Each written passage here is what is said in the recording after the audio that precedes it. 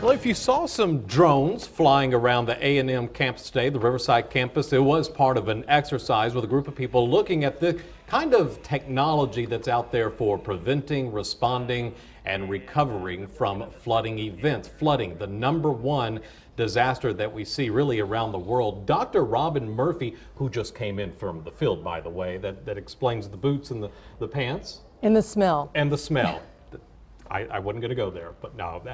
You put this together. This is the Summer Institute on Flooding, and you're the director of the Center for Robot Assisted Search and Rescue. We talk about drones, and I think we get fascinated with drones, but you've been doing this for quite a while with new technology. Take us to where we are today with this kind of research and technology. Well, Texas A&M is just the absolute leader both in the idea of the platforms, but more importantly, what do you use these UAVs for? And everybody says drones, which really makes me think of weaponized bad things. These are things that are there to help the responders.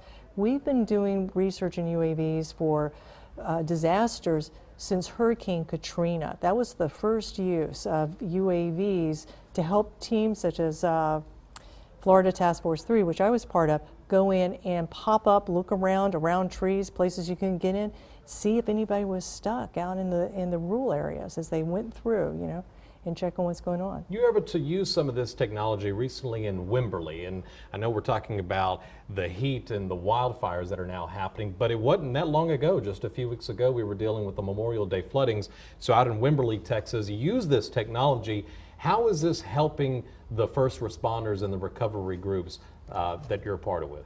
I think Wimberley was a huge success. A lot of groups were flying there. Wimberley Fire Department and was working with Austin Fire.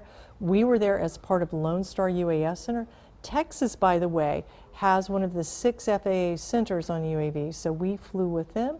And what we started seeing is looking for missing persons, understanding the hydrology, how the river was behaving, what had happened. I mean, that was well over, historic levels.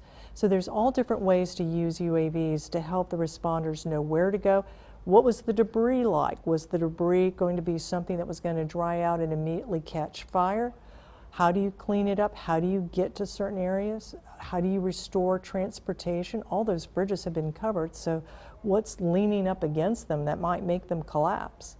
How do you think that this kind of technology is going to change the way responses are to disasters like Hurricane Katrina, 9/11, the Wimberley fires?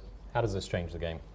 It changes the game because it gives the responders, the practitioners, one more tool that they can use. So it doesn't replace anything they can do now. It's giving them on-demand ability to look and see. It also gives them kind of a geospatial expert in a box. You can take the imagery, and on a laptop you can do 3D reconstructions like you're flying through a video game of complex terrain. We've got one of our professors from the University of North Carolina who played, took our images from the flood and created a VR game in less than 3 hours, and you can fly through and you can look at the river bluffs here and say, okay, yeah, we need to look over here, we need to look over there, there's no way you can see what's going on. All of that. What an amazing tool that they'll have with the teams in the field rather than having to wait for like a National Weather Service or Geospatial Service to take a couple of days to run all that data and then trickle and get it back down to the boots on the ground. Stuff they can have the same day, the same hour that they do it. Fascinating that this research in the event, the Summer Institute on Flooding, is happening right here in our backyard. And we were just looking at some of the footage from earlier this morning. And you're right, I think everybody there's some portion of the population that cringes when we hear the word drone. But this is an example of how useful that this kind of technology can be. And we have no idea how much more useful it's going to be. Yeah. It's a new technology.